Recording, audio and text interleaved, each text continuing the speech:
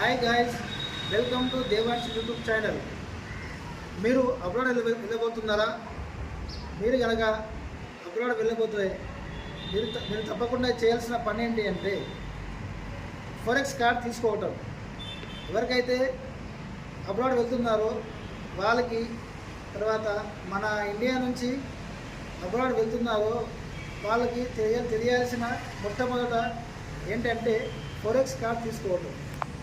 మీరు కనుక forex card తీసుకుంటే చాలా బాగుంటుంది.